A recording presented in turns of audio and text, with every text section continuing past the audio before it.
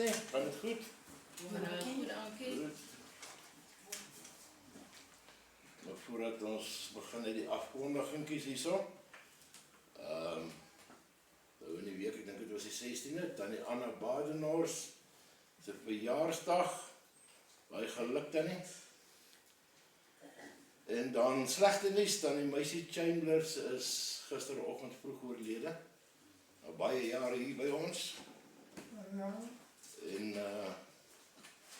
ja, dan ons bid hier elke woensdag aand 6:00, daar by 'n klein eetkamertjie daar voor Emma se kamer. En dan dink ons aan Tannie Jeanine Ndloop se kleindogter, wat op die stadium baie siek is en dit gaan nie so baie goed met haar nie. Ons gehou hulle in ons gebede. Dit net so open ons saam. Hemelse Vader, dankie vir die beskerming deur die week. Dankie dat U ons hier by mekaar laat kom het in U naam. Ons gaan meer hoor van die woord by Pastoor Pieter vandag. Ons vra ook sodat U ons sal lei, dat die woord op die regte plek gaan en laat dit waarde het vir ons en nie net waarde vir ons en laat as ons hier uitgaan dat ons dit ook na buite toe kan versprei hierdie woord wat ons gaan leer vandag. Here, dan dink ons aan die familie van Tannie Meisie en ons dink aan Tannie Jeanine Ndloop se kleindogter. Dis net U hand van genesing wat en vertroosting wat daar kan help. Dit is buite ons hande. Ons vra dit in die naam van Jesus. Amen.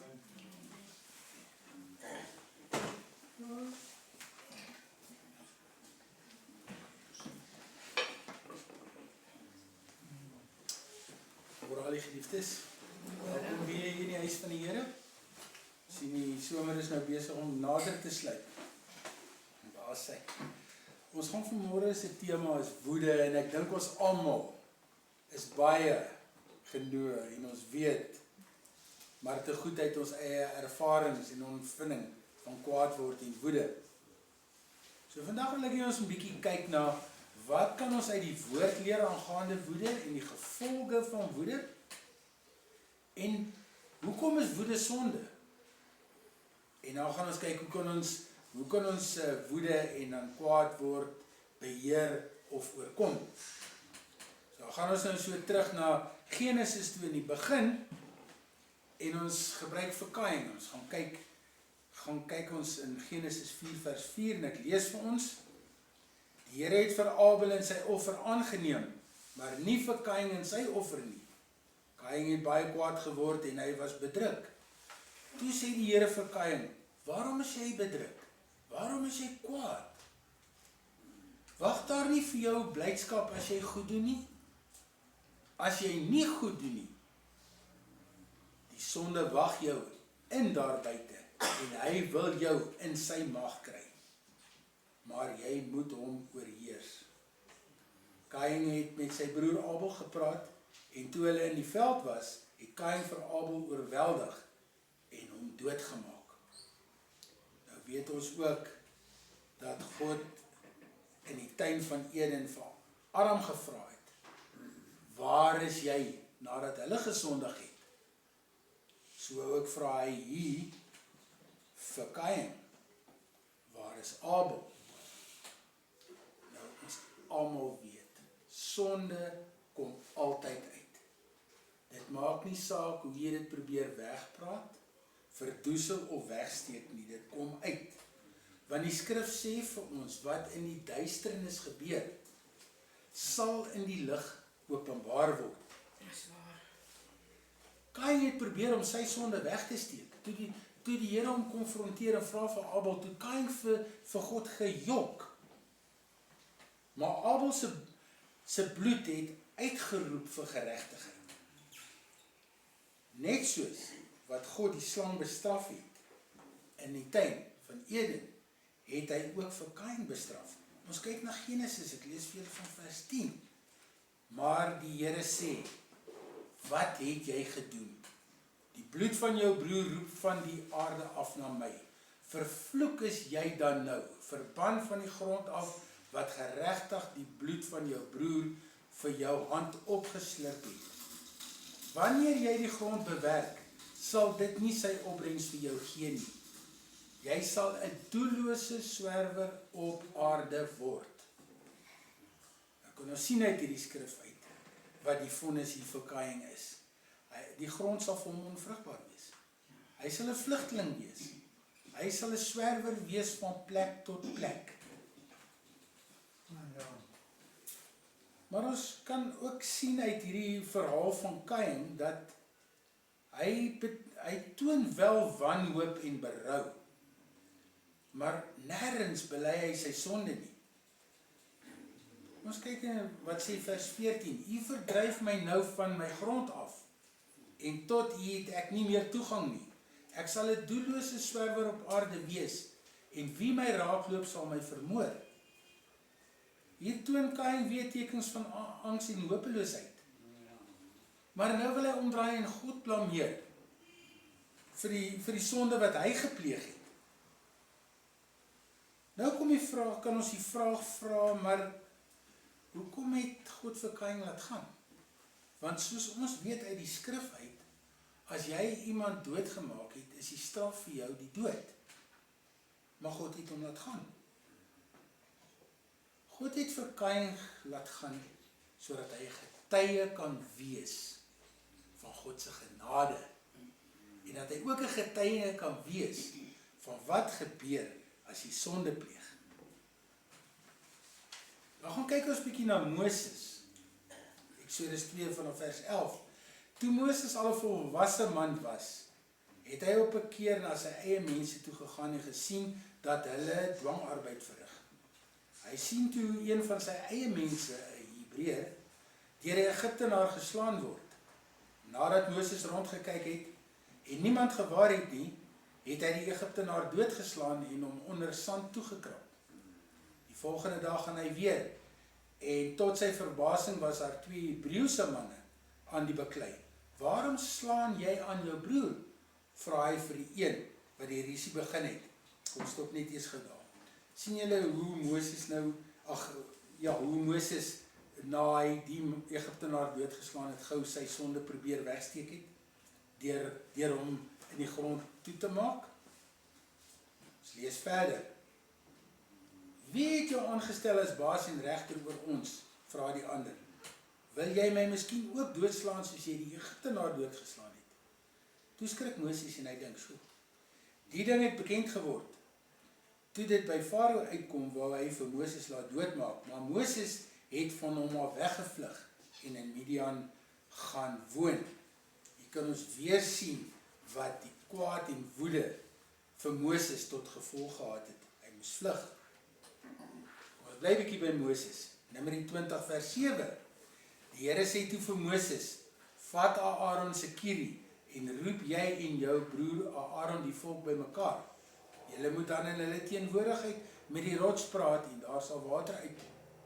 Jy moet vir hulle water uit die rots laat kom, sodat die volk en hulle vee kan drink.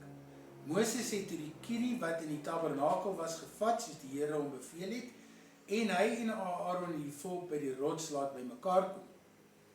Moses het vir hulle gesê, luister, julle wat julle teen die Here verset, luister, moet ons vir julle water uit hierdie rots laat kom.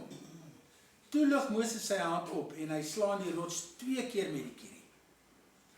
Maar kom ons gaan nou eers net so 'n bietjie 'n stapie terug na Eksodus 18 vers 17. Maar Moses se skoonpa sê vir hom, jy maak nie reg nie.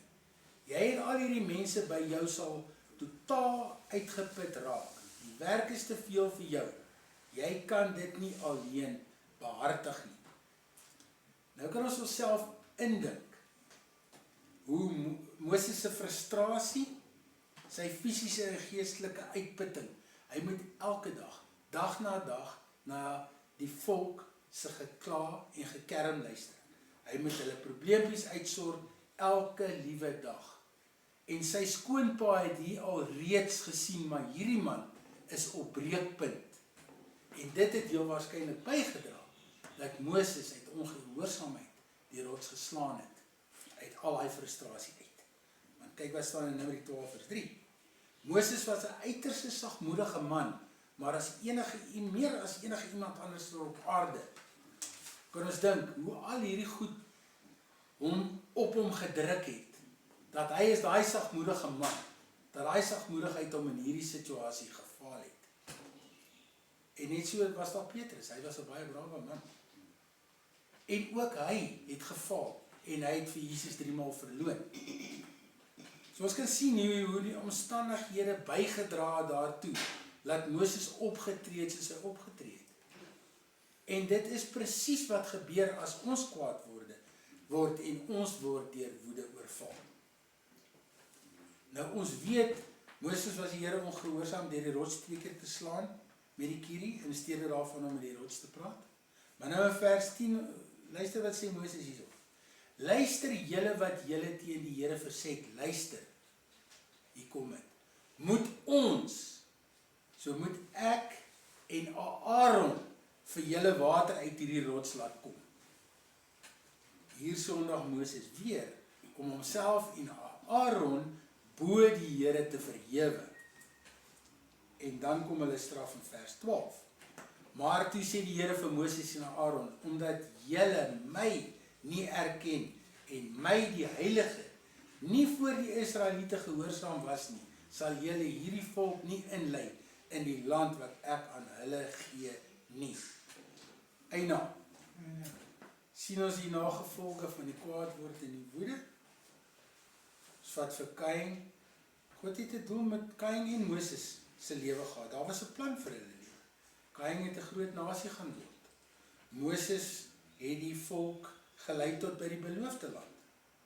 Maar hulle albei moes in werklikheid die doodstraf gekry het. Maar nee, God het 'n plan gehad vir hulle lewe.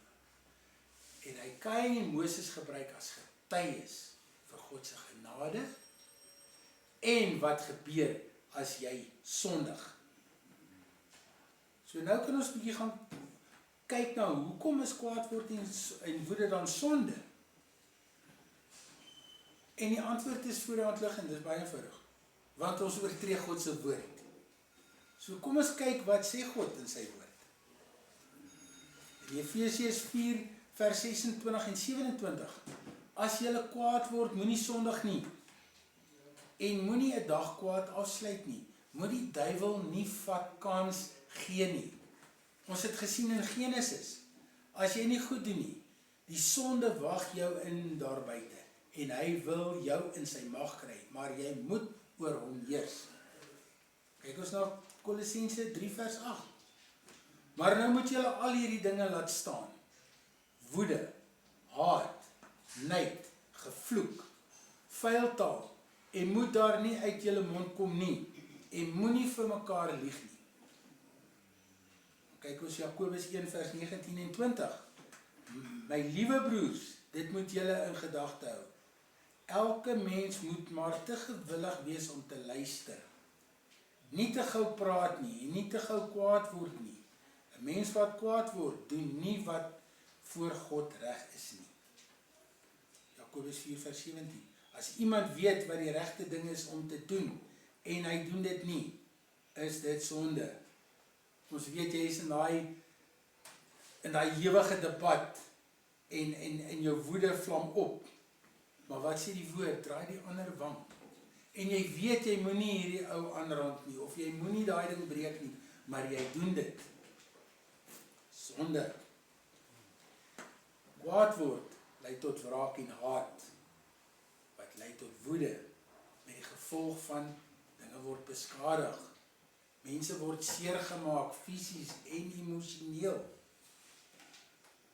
Hierdie aksies, geliefdes, bedek ons getuienis teenoor ander gelowiges, en dit ontwrig ons gemeenskap met mede-Christene. Daai argument wat jy in die supermark het met die kassiere, en wat jy ontlaai teenoor daai kassiere, dit word gesien. En ons, maar daai man is elke Sondag in die kerk. Kyk hoe tree hy op, dis 'n Christen. Ons kan nie so aangaan nie.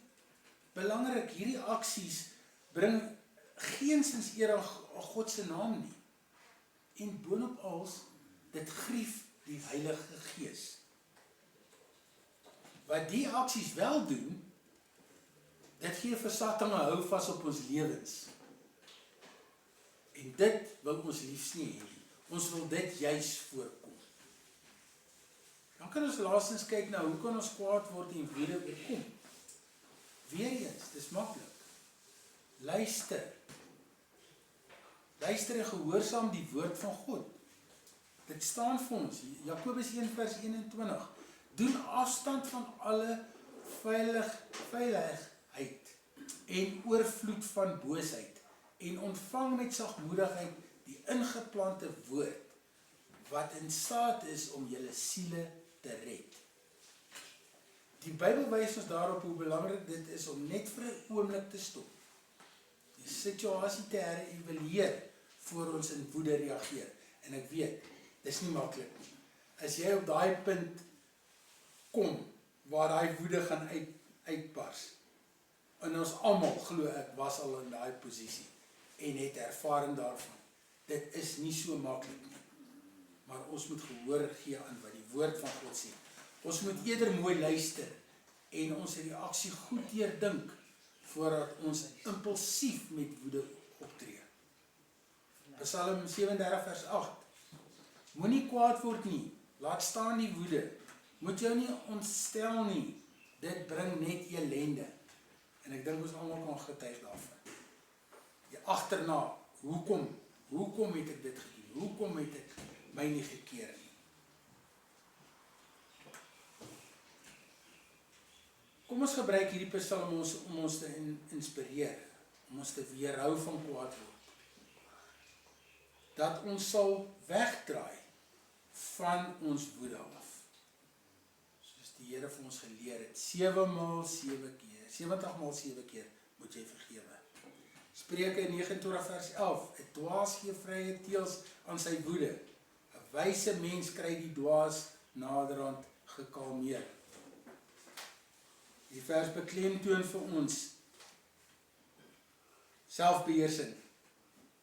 Dit is hoe ons kwaad word en woede moet bestuur. Met wysheid. En die skrif gee vir ons die wysheid. Kwaad word en woede moet ons altyd op 'n goddelike wyse adresseer en aanspreek. Ons is sondige, nietige mense. Julle? Woede is 'n natuurlike emosie. Maar Efesiërs 4 vers 26 waarsku ons om nie te sondig nie. Die vers motiveer ons ook om ons verskille so gou moontlik op te los. Dat dit nie kwaad word en dat dit lei na haat en bitterheid nie. Want dit gaan woede veroorsaak en dan sondig ons. Ek dink ek moet vandag hier so stop, tot so ver gaan en dan wil ek net afsluit en sê, geliefdes, kom ons raak ontslaaf van bitterheid en opvleendheid. En kom ons vergewe soos God ons vergewe. Efesiërs 4, 31 en 32. Moet nooit verbitter of opvleend wees of woedend word nie. Moenie vloek of skel nie. Moet niks doen wat sleg is nie. Wees goedgesind en hartlik teenoor mekaar. Vergewe mekaar soos God julle ook in Christus vergewe het. Geliefdes, die Bybel moedig ons aan om altyd vir God te bid en te vra vir leiding en krag om te help om kwaad word en woede met deernis en vriendelikheid aan te spreek. Sodat ons hierdie sondige gedrag kan oorwin. Weet dit is moeilik, maar ons kan dit regkry. Amen. Kom ons sluit af. Hemel Vader, ons dankie vir hierdie pragtige dag wat U weer eens aan ons lewens toegevoeg het. Vader, ons dank U vir Jesus, ons dank U vir die Heilige Gees, ons dank U vir U woord, Vader. En dan wil ons verder gaan en ons vra, Vader, in die Heilige Gees, elkeen in hierdie oord, van die verpleegpersoneel tot elke inwoner. Vader, U ken hulle harte, U weet waarmee hulle worstel, U ken hulle siektes. Vader, laat die Heilige Gees hulle help en hulle onderskraag en omvou en vir hulle die nodige leiding gee op die pad vorentoe. Vader, wil ons vra dat in hierdie week wat voorlê, ons gedrag sal inspekteer en ons sal kyk dat ons volgens u woord wandel en alles doen wat in u woord staan. Vader, ons dank u daarvoor, ons bid dit in Jesus naam. Amen. Amen. Amen.